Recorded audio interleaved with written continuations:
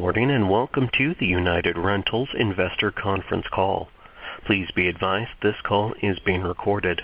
Before we begin, please note that the company's press release, comments made on today's call, and responses to your questions contain forward-looking statements. The company's business and operations are subject to a variety of risks and uncertainties, many of which are beyond its control, and consequently, actual results may differ materially from those projected.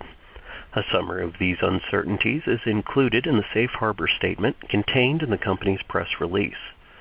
For a more complete description of these and other possible risks, please refer to the company's annual report on Form 10-K for the year ended December 31st, 2024, as well as to subsequent filings with the SEC. You can access these filings on the company's website at www.unitedrentals.com. Please note that United Rentals has no obligation and makes no commitment to update or publicly release any revisions to forward-looking statements in order to reflect new information or subsequent events, circumstances, or changes in expectations.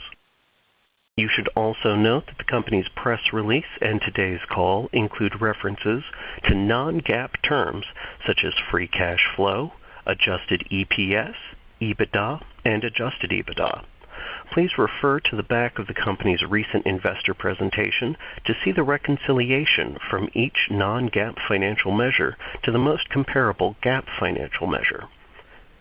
Speaking today for United Rentals is Matt Flannery, President and Chief Executive Officer, and Ted Grace, Chief Financial Officer. I will now turn the call over to Mr. Flannery. Mr. Flannery, you may begin. Thank you, operator, and good morning, everyone. Thanks for joining our call today.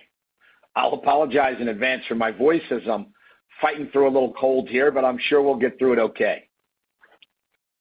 Yesterday afternoon, we were pleased to report our third quarter results. The hard work of our nearly 28,000 employees enabled record revenue and adjusted EBITDA. The year is playing out better than we originally expected, and our updated guidance reflects the demand environment we continue to successfully serve. In short, our unique value proposition, experience, and ability to support a broad range of our customers' needs distinguishes us from the competition. Last quarter, I spent a lot of time on the road, visiting branches, job sites, and meeting with customers. And while this is nothing new, it did make the quarter's results and our subsequent guidance update no surprise from my perspective. Our branches are very busy, and the team's working hard to serve customer demand. Our people are true differentiators in the rental industry, and their professionalism and knowledge, their expertise, and their commitment day in and day out shows. We often talk about putting the customer at the center of everything we do, as it feeds our flywheel of growth. Without the dedicated United Rentals team members safely executing our customer-centric model, we could not generate the success we continue to deliver.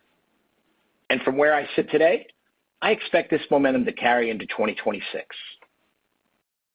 In the third quarter specifically, we again saw growth across both our general rental and specialty businesses, with optimism from the field and our customer confidence index reinforcing our expectations going forward.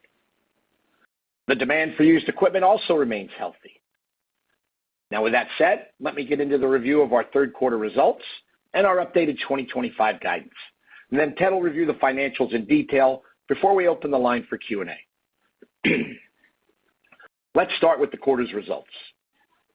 Our total revenue grew by 5.9% year over year to $4.2 billion, and within this, rental revenue grew by 5.8% to $3.7 billion, both third quarter records. Fleet productivity increased 2%, contributing to OER growth of 4.7%. Adjusted EBITDA increased to a third quarter record of over $1.9 billion, resulting in a margin of 46%.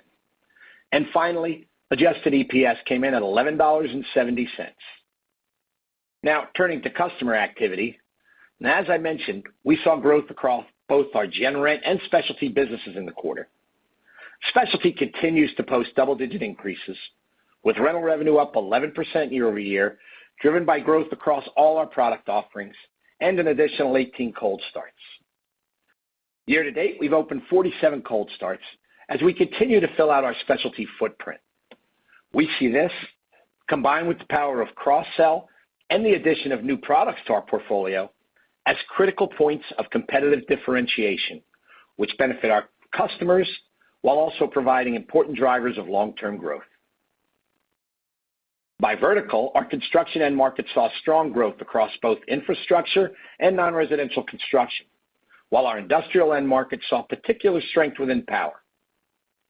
We continue to see new projects kicking off, and while data centers are certainly one area of growth, we also saw new projects across infrastructure, semis, hospitals, LNG facilities, and airports, to name just a few. Our end market exposure by vertical is intentionally diversified, and our equipment is fungible to ensure we can serve demand no matter where it presents itself. Now, turning to the used market, we sold $619 million of OEC at a recovery rate of 54%. The demand for used equipment is healthy, and we're on track to sell approximately $2.8 billion of fleet this year. As I mentioned in my opening remarks, the year's playing out better than we initially expected. To meet this demand, we spent nearly $1.5 billion of CapEx in the quarter and now expect to spend over $4 billion on fleet this year. This positions us not only to capitalize on the current environment, but also for the anticipated growth in 2026. Our customers and the field remain optimistic, particularly around large projects and key verticals. And thanks to our go-to-market approach and one-stop shop value proposition, we believe we're well positioned to be the partner of choice for these projects. Year to date, we've generated free cash flow of $1.2 billion, with the expectation to generate between $2.1 and $2.3 billion for the full year, including the impact of our higher CapEx spend. As a reminder, the combination of our industry-leading profitability, capital efficiency, and the flexibility of our business model enables us to generate meaningful free cash flow throughout the cycle, and in turn, allocate that capital in ways that allow us to create long-term shareholder value. Speaking of capital allocation, we always start with ensuring the balance sheet is in a good place, and it is. We then fund organic growth reflected through our CapEx and complement this with inorganic growth that makes financial and strategic sense. And the remainder, we return to shareholders. This quarter specifically, we returned over $730 million to shareholders through a combination of share buybacks and our dividend. For the full year, we remain on track to return nearly $2.4 billion to shareholders. Our leverage of less than 1.9 times leaves plenty of dry powder to support disciplined M&A, where we continue to pursue opportunities to put capital to work at attractive returns. Our M&A pipeline remains robust within both gen rent and specialty and across a spectrum of deal sizes. And while it's difficult to predict the timing of M&A, this is an important capability we've built over our company's history, and we'll continue to use it to enhance our business and drive shareholder value. As we enter the final months of 2025, we're focused on execution and delivering the results outlined in our updated guidance, including total revenue growth of 5% or 6% ex-used, strong profitability, robust free cash flow, and returns above our cost of capital. Although our growth is coming with some additional costs, which Ted will cover in his remarks, we're working through these challenges and are taking proactive measures, including bringing in additional fleet to help mitigate fleet movement costs. I'm very pleased with 2025 and how it's playing out ahead of our initial expectations, and see good momentum heading into next year. Based on what we see today, 2026 will be another year of healthy growth.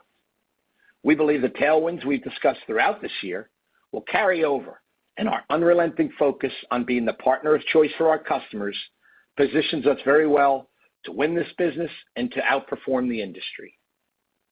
For now, we won't get into the specifics about 26 as we're in the middle of our planning process, but we will share more details in January as we always do. In closing, I'm pleased with the outstanding job the United Rentals team is doing to support our customers, and that's the starting point for everything we do. Not only do we have the scale, technology, and value proposition to make us the preferred partner, but we have a history of execution our customers can rely on.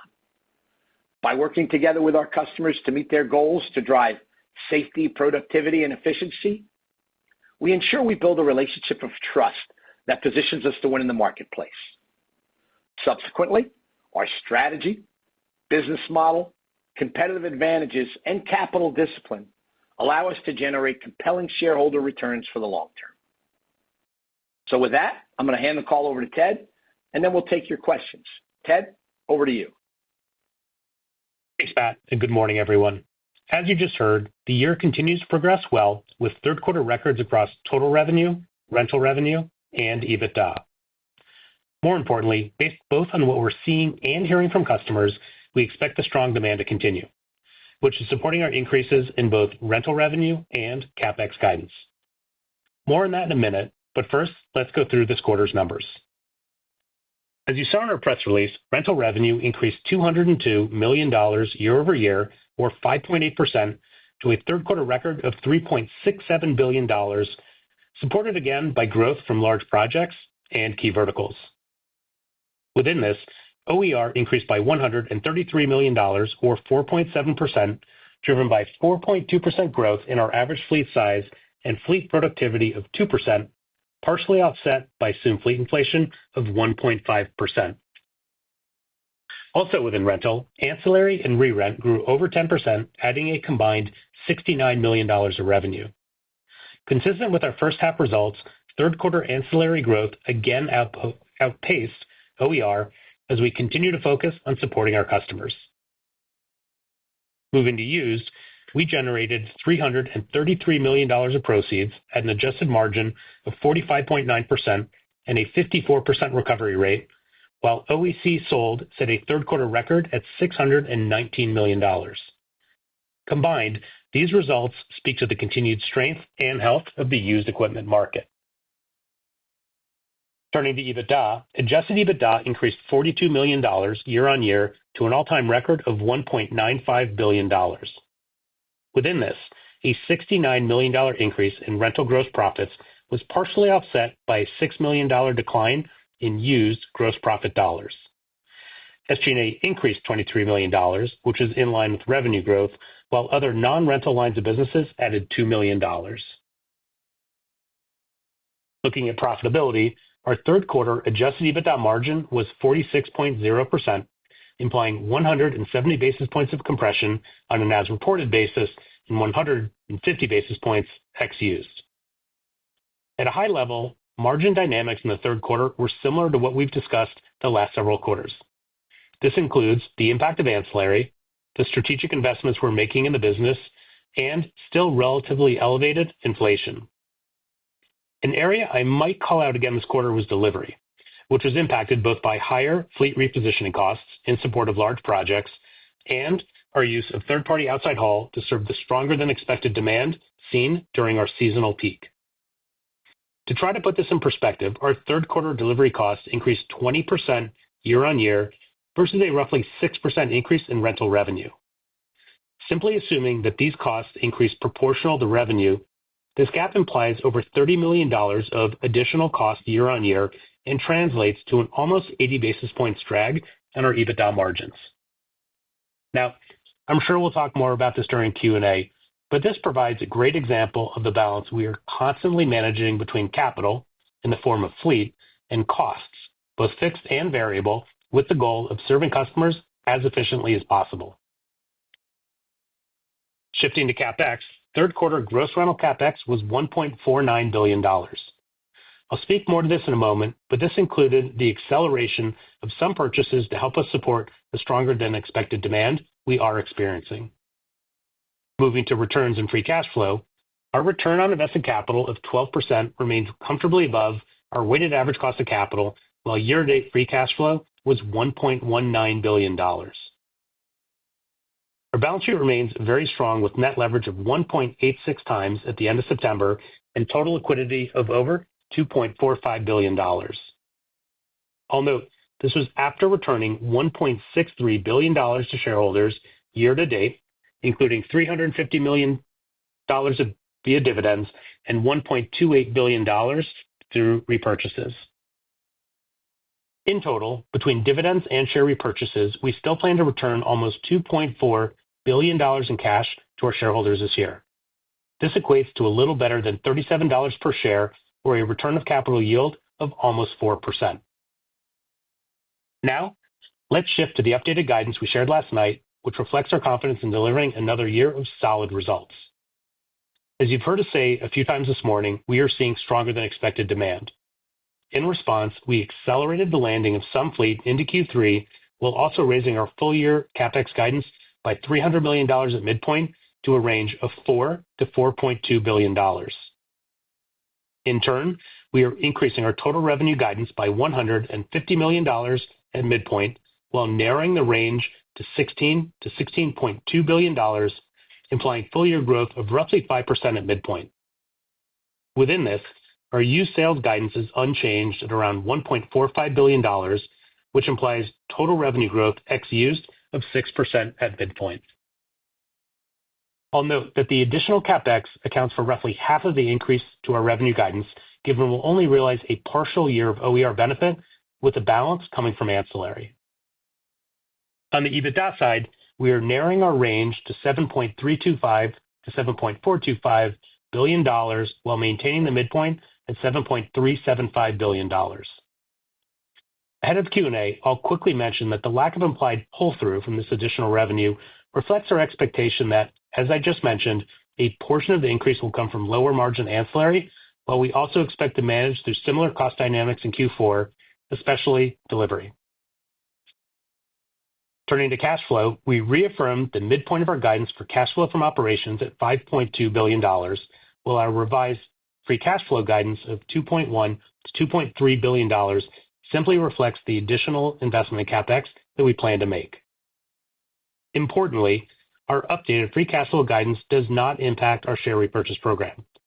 I'll remind you that we intend to repurchase $1.9 billion of shares this year, which highlights our strategy of both investing in growth and returning excess capital to our shareholders. So, to wrap up my prepared remarks, overall, we were pleased with how the quarter played out, especially on the demand side. And while our margins were burdened by the cost mentioned, we remain focused on supporting our customers' growth as efficiently as possible as we lean into their demand. So with that said, let me turn the call over to the operator for Q&A. Operator, please open the line. Absolutely. At this time, if you'd like to ask a question, please press the star and 1 keys on your telephone keypad. Keep in mind you can remove yourself from the question queue at any time by pressing star and 2. Again, it is star and 1 to ask a question today. We'll take our first question from David Raso with Evercore ISI. Please go ahead. Your line is open. Hi, thank you for the time. Obviously, we have the demand positive and the cost negative here. So I just wanted to dive into the demand side first. The cadence of the CapEx, when I think about 26, in the comment, you accelerated equipment for the third quarter. But just so we're clear, when you're thinking of the demand profile that you said was better than you expected, is any of this 25 CapEx increase pulling forward 2026? And if not, just thinking about the cadence of sort of the CapEx for 26. Obviously, when you bring this much fleet on the third quarter, people wonder, how do we go into 26 with a level of fleet, just given the seasonal weakness? So that's the demand question. I'll follow up with a quick cost question. Sure, David. I'll take that. This was not a pull forward from 2026. This accelerated CapEx in Q3 was to meet the demand that we were already seeing and to be responsive to specifically some large project wins throughout the year, but that put a little more need for fleet here in the back half. Then we let the Q4 CapEx flow through as normally would, as some of that seasonal. And to your point about 26, all of this, although not a pull forward, is supported by being very comfortable that we expect 2026 to be a growth year, which is why we felt comfortable raising this full year CapEx. As far as CapEx cadence for next year, we haven't finished our planning process, but you can expect there to be the standard, let's say we're going to sell 2.8, maybe a little bit more in CapEx next year. The replacement for that's going to be 3, 4 plus, depending on how much more we sell. And then there'll be growth on top of that. That's the part that we're going to work through in the planning process this year. But to be clear, we certainly expect to have some growth CapEx here in 2026.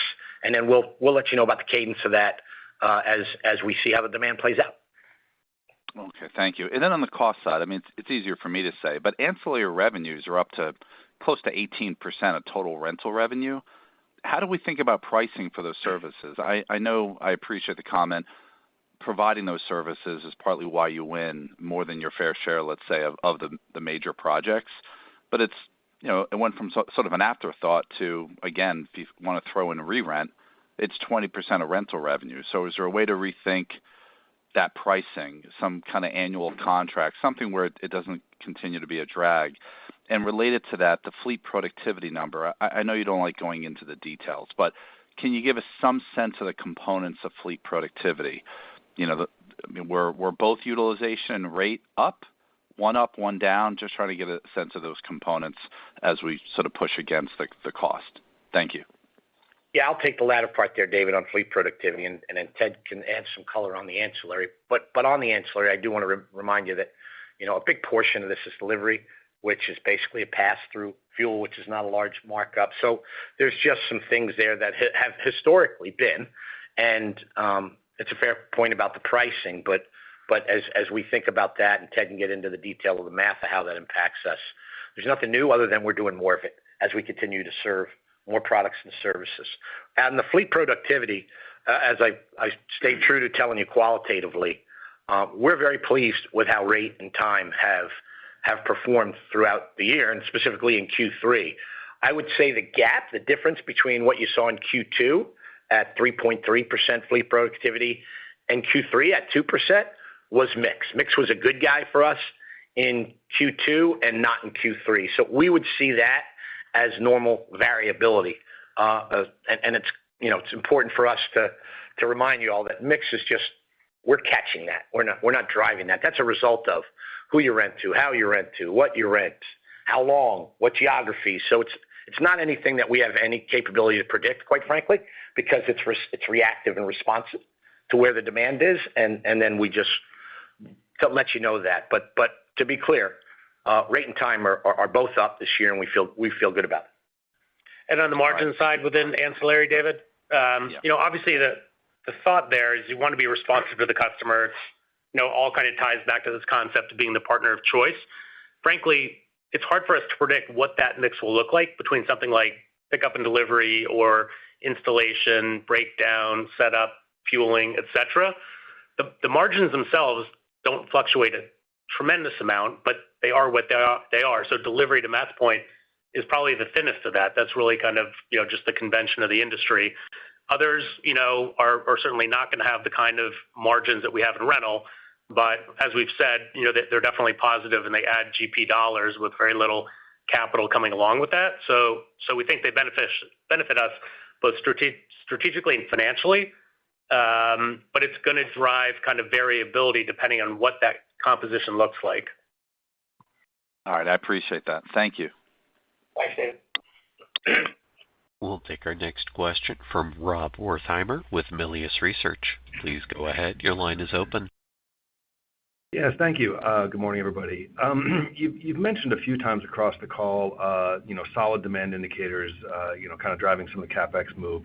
Could you talk a little bit qualitatively about what that looks like in the field? Is this mega projects that, we all knew about but are finally coming online? Is this share gain as people appreciate it? Is this interest rate sensitive construction having bought? I mean, what's kind of going on? Thank you. Sure, Rob. As we've talked about really for the past year plus, there's some feedback there from somebody. But as we talked about, large projects are really carrying the ball here. So we feel really good about that. And when we asked what surprised us, we had a higher win rate than maybe we had originally planned for, and that's what the additional CapEx was for. As far as the local markets, we would call flattish. It's very choppy in certain markets. There's a little bit more opportunity than others, but I'd call it net across the network, probably flat on the local, and really the growth coming from major projects, which are robust and we expect to do well, and I'm glad to see the teams executing on that. Thank you. And then at the fleet repositioning that's been there this quarter and before, that's related to that shift in demand. Does that have an end date to it where you've kind of got stuff moved around where you want it, or is that just a new world where projects are bigger and in different places? I'll stop there. Thanks. So part of that is think about the disbursement of revenue, right? Think about a couple of years ago when we talked about broad-based demand, and our network was a real advantage for us because we could just serve more demand out of our same cost basis, basically, with some variable costs. Now, as these major projects are throughout our network, but they're chunks of revenue that we have to move fleet to from certain places, and in many instances have some additional cost with these mega projects of building an on-site and a support team there. So I'd say that's a dynamic, and the part that surprised us the most, and we've been very upfront about this, is the delivery of mobilizing that fleet to these sites, whether they be remote or not. You're mobilizing it from multiple areas. So that's a little bit different cost that we have to absorb, that when we were spreading it throughout the network and the local markets, just didn't have that additional cost burden. Outside of that, I wouldn't call out anything different. When you look at these decisions on their own, the math makes sense. They're good decisions. It's just some additional costs that you don't have to incur when you're not so weighted on the large projects. Thank you. Sure. Thanks, Rob. We'll take our next question from Michael Feniger with Bank of America. Please go ahead. Your line is open. Great. Thanks, guys, for squeezing me in. Matt, just on the local market, it seems like you're signaling 2026 is a growth year. Is that inclusive of the local market, or is that more on the larger projects? And if we see rate cuts, does that alone get the local markets back? Historically, there's been a delay between rate cuts and construction picking up, but those rate cuts happen in deep recession. So I'm curious if you feel the feedback loop from rate cuts is a little shorter than normal in terms of when that pipeline might fill up. That's more of a second half next year type of event. Yeah, we don't pretend to know, right, how that, and I think if you look at history, there's different outputs. So you can't even look at history and hope it'll repeat itself because it's been different during different cycles. But sentiment feels a little bit better with there being a rate cut and talk of more rate cuts, but you don't take sentiment to the bank. Right now, we call local markets flat. We're going to go through our planning process for the balance of this quarter. That'll inform our guidance. And we'll get a little bit closer to the local market as we talk to the branch managers and the district managers that are much closer to that. And they'll give us their feedback of what do they think their growth potential is locally outside of large projects. And then we'll have a better idea. But I agree with the tone of the sentiment. We just got to see, does our team think when that's going to manifest and how we're going to capitalize that growth. But we'll be excited for that to happen. We do think it's potential upside, whether that's 26, the back half, 26, 27, we're not even sure yet. So it's something that we'll communicate when we give out guidance. Perfect. And Matt, you mentioned accelerated the CapEx to meet the demand. Did large projects, did you see anything that got greenlit that maybe was on the fence? Or are you seeing your guys' typical win rate starting to inch up versus prior years? And just to tag on that, Ted, if there's any way you could help quantify where you think that power vertical for you guys, how big you think that is today for you guys versus maybe where it was a few years ago. Thanks, everyone. Yeah, I would just say, we've just had greater success, and the customers that rely on us have had greater success on these large projects, and the pipeline's robust. So I would say that's what drove the extra demand is really just good execution from the team. And I'll let Ted talk to the power vertical. Yeah, Mike, thanks for the question. So it's currently in low double digits, say, 11, 12%. It's probably a reasonable area. And if you go back to when we introduced what we called our power vertical strategy, and just to be clear, this is really a focus on investor-owned utilities, whether it's generation, transmission, distribution. At the time in 2016, it was probably 4%. So we're probably coming up on nearly tripling that relative exposure to what we think is, at the time, we thought it would be a very large, stable business. It's very large. It's obviously seen a lot of investment, and we expect that to, certainly continue for the long foreseeable future. So feel like we're really well positioned there. And we've spent the better part of a decade building what we think is a lot of competitive advantages to serve those customers in that market uniquely. Thank you. We'll take our next question from Steven Fisher with UBS. Please go ahead. Your line is open. Thanks.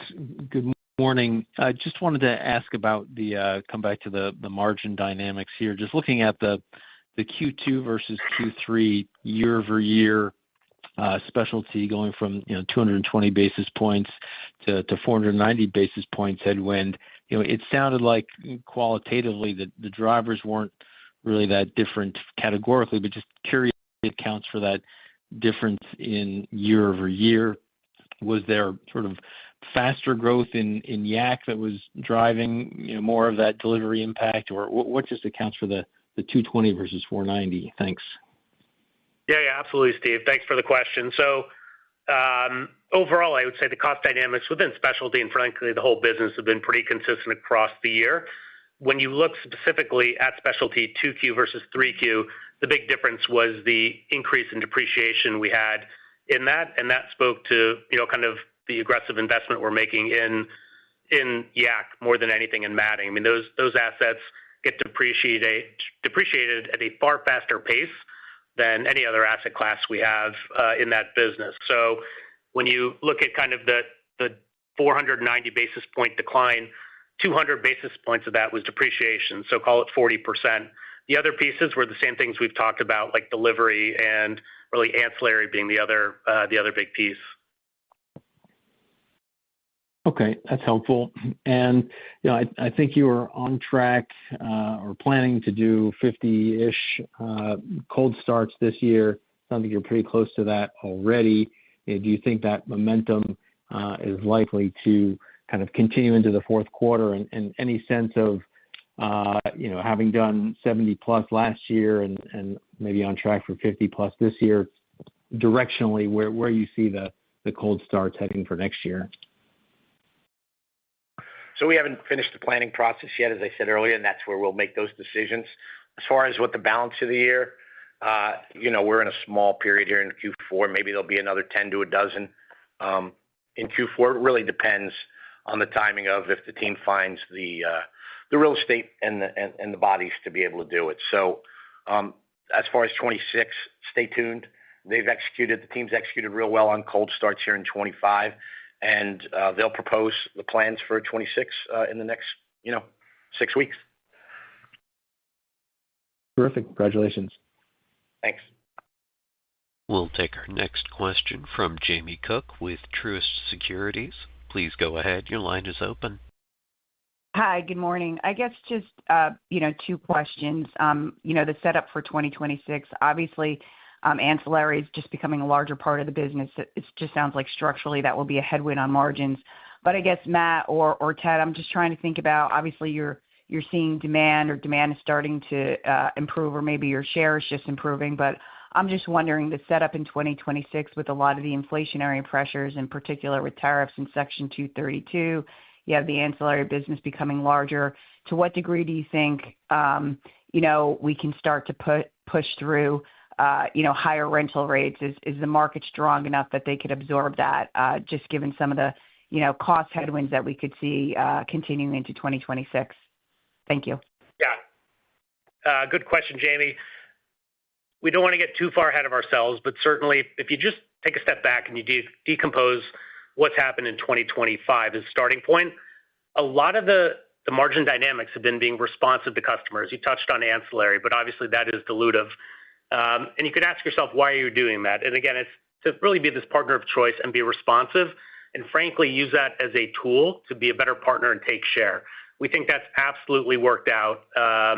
And while it is dilutive to margins, as we've talked about, there are a lot of benefits to it. So how does that play out next year? Time will tell. We don't think that's bad business, but we'll have a sense for what that's going to look like over the next 6 weeks as we get through the business planning process. Then you think about things like cold starts and investments, and I don't think anybody would dispute, the logic, strategic or financial, of the cold starts we're doing in specialty. To your question on inflation, broader inflation, it's still elevated, as I said in my prepared remarks. It's not. Is it going to subside in 26? Time will tell, but certainly we are very aggressively managing our costs in any environment, but certainly in this one. So then you come to the delivery piece, and that's obviously been kind of the biggest discrete challenge we faced this year. And that's driven a lot by being responsive to customers. That's what has helped support the demand and the growth you've seen. We're trying to figure out that piece next year. What is the growth? What does it look like from a physical footprint standpoint? And then how do we most effectively serve it? Matt talked about, the idea of managing CapEx differently such that you could mitigate some of that incurred cost moving fleet. We're working through that, but that, again, is being responsive to where demand is and supporting our customers. So all that, is to say that, we're looking at those things. They will all affect 2026 margins and flow through, but the focus, as always, is on profitable growth. And from that standpoint, we think the team's managing the business really well.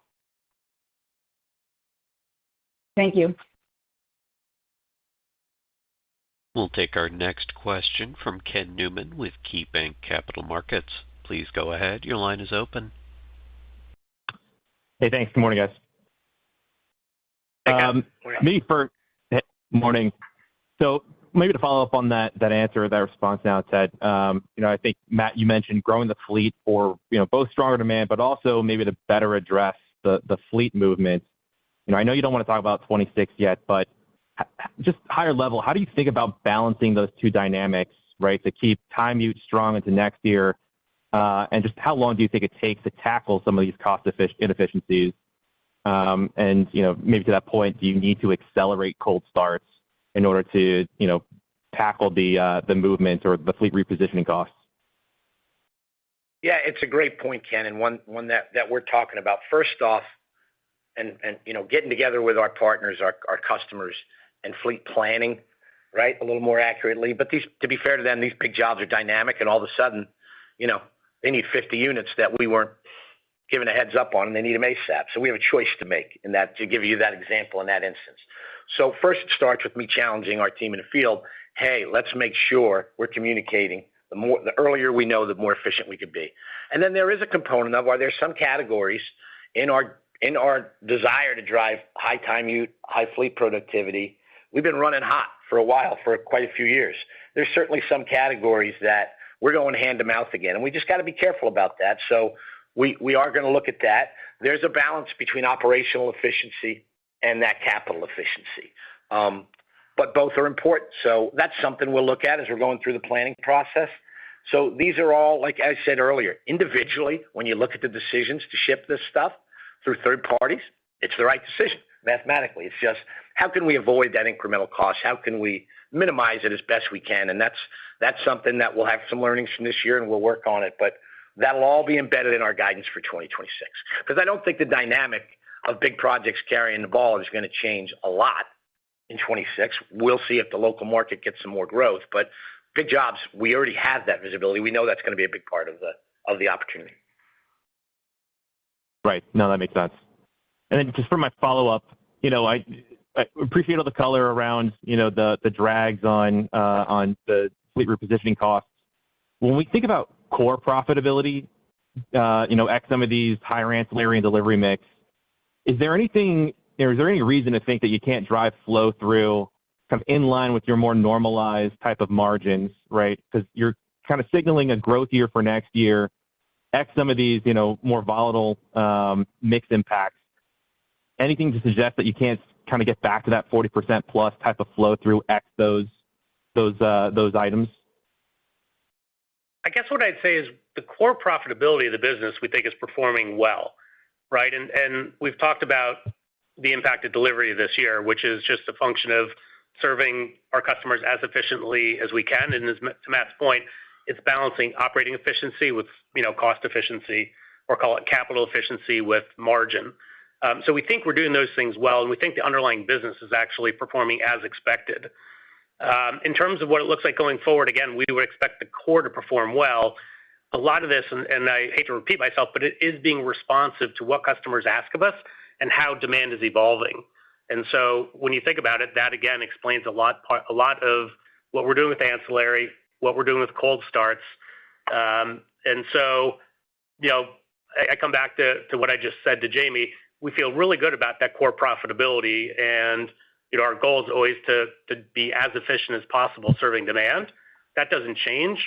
But when you look at kind of what those margins look like when we talk about updated guidance or whatever, we would say that this is really being responsive to the market itself. Understood. Thanks. We'll take our next question from Tami Zakaria with J.P. Morgan. Please go ahead. Your line is open. Hey, good morning. Thank you so much. I have just one question. Sounds like customer demand has accelerated on the large project side. So is it fair to assume your raised equipment purchase plans would be across gen rent and specialty equipment, or are there any specific categories where you're seeing better demand? No, I think you raise a good point. It is, historically, we've been putting a lot more growth into specialty, and you see that in the results. Think about these large projects are taking our full portfolio. So the incremental investments would be more broad than maybe our earlier growth expectations of mix. So we know where the high time categories are, and we'll continue to make sure that we're running a good balance of capital efficiency and responsiveness in those. So I'd say it's more looks like our overall portfolio. It's what these investments look like. Wonderful. Thank you. Thank you, Tami. And we'll take our next question from Sabahat Khan with RBC Capital Markets. Please go ahead. Your line is open. Great. Thanks, and good morning. Your earlier commentary indicated that, the larger project side of the business is continuing to trend well. Some of these really took on as the IIJA really got going. I guess when you look ahead 1, 2 years, 3 years, do you think the business or the industry needs some sort of a renewal to that IIJA program, or is the industry just generally inflecting toward these larger mega projects? Just some thoughts there. Thanks. Yeah, absolutely.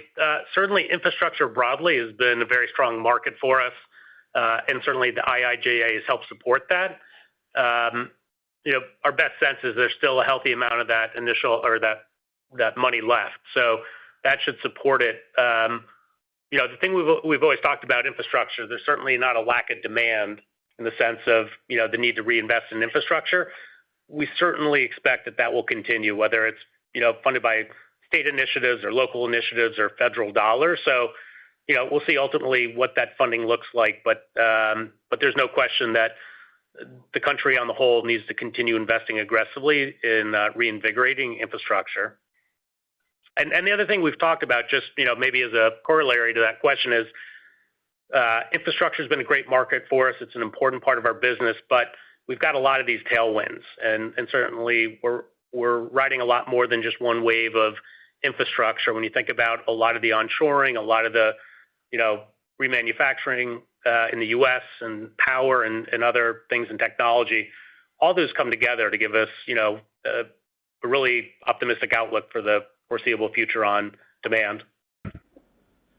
Great. And then just as a follow-up, I think there's been commentary in the past that it may not necessarily be a larger project, lower margin type of a setup. But as you think about larger projects becoming a bigger part of your mix, and it sounds like you're ramping up that side, you're moving fleet around to meet these large projects. Is there sort of a inflection point that you see in your business at which larger projects are X, it's going to be stable at this base, and now we'll get operating leverage on the sort of the cost base that will install to perhaps meet that demand that the larger customers are looking for? Just any view on, how as that business grows, is there a view on sort of an inflection point on overall margins and operating leverage? Thanks.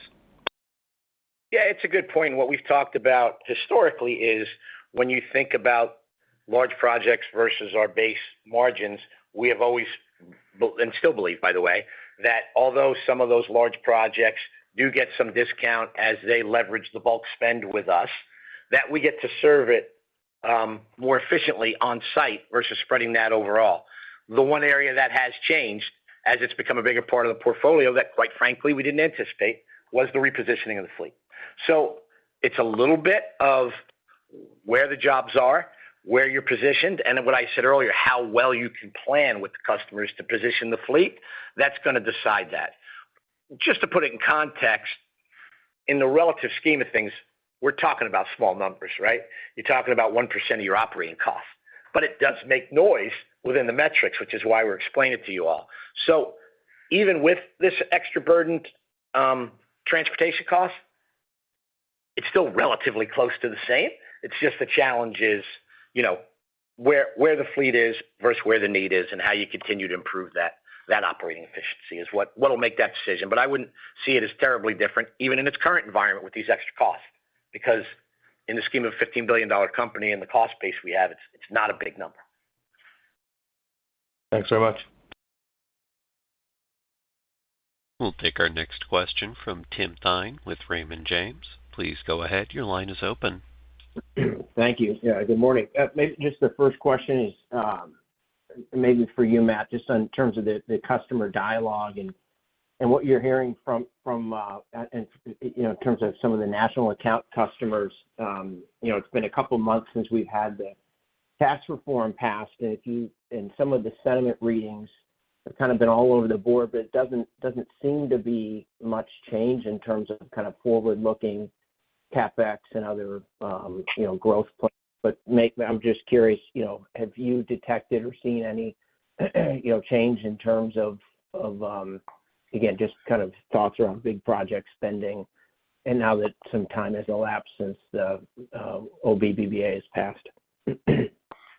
Yeah, our customers remain optimistic, and when we look at our customer confidence index, we get that feedback. When we talk to our national account teams, which are dealing with the largest contractors in North America, we get positive feedback, and we're getting it from the field as they're asking for more support from a fleet perspective throughout the year.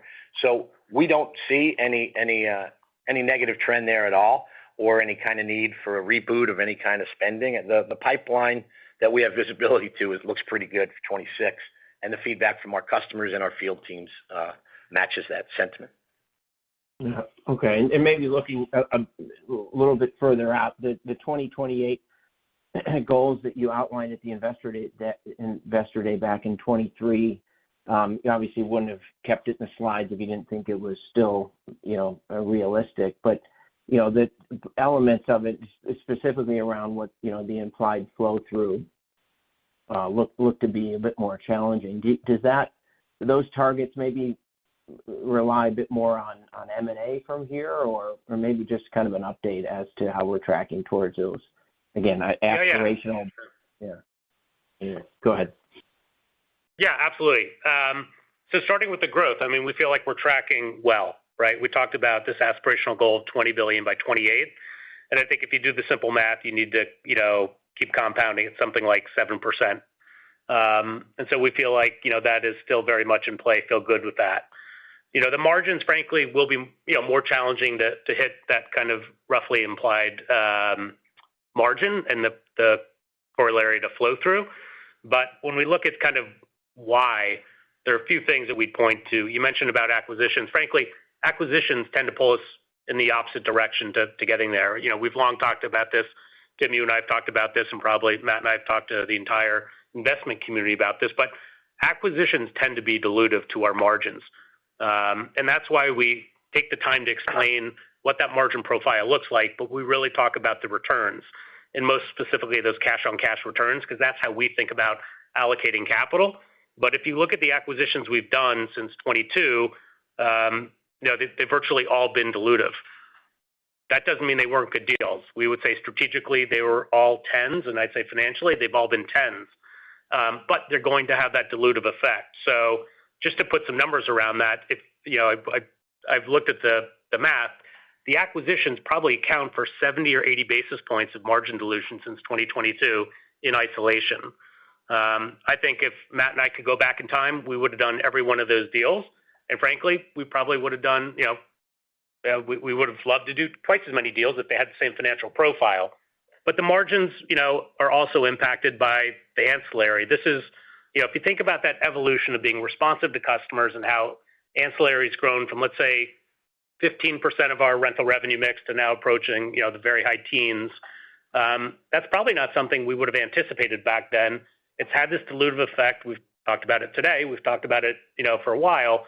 But again, these are really beneficial things we're doing to take care of customers, to frankly use as competitive advantages over incumbents, and they've helped support the growth you've seen us achieve. So there again, like, we would not go back and do things any differently with ancillary.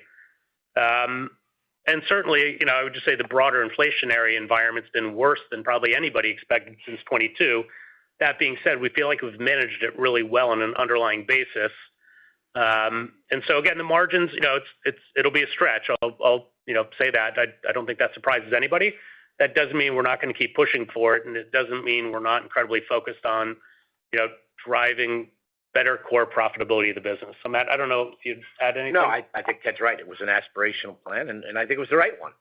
There's been some dynamics that have changed in the construct of the business, and we'll keep informing everybody as it goes along. So, but we do feel good about basically the core profitability of the business. Thank you. We'll take our next question from Scott Schneeberger with Oppenheimer. Please go ahead. Your line is open. Thanks very much, guys. A couple from me. First one is just if you could speak to, I know it's early and you're not giving guidance for next year, but your conversations right now, it's that time of year where you're speaking with the OEMs on pricing looking forward. Just with tariffs hovering, what are the conversations like? Is it going to be kind of anticipated as a normal pace of rate increases for the upcoming year, or might there be something that could surprise us? Thanks. Yes, Scott. As I said before, we try not to share information with our partners and suppliers on open mic, but we feel like we're in a good position. I think the consistency of the scale of spend that we've shown to support our partners with, I think it's valued as much today as it ever has been, and specifically in this past year. And we think we'll be in pretty good shape for purchases in 26, both from a cost perspective and from a being able to support perspective. And our partners have done a really good job when you go back a few years ago when the supply chain disruption, getting back to normalize expectations, and we're very pleased with how they've responded. Thanks, Matt. And then on the theme of the day, just want to ask the question kind of in a different way.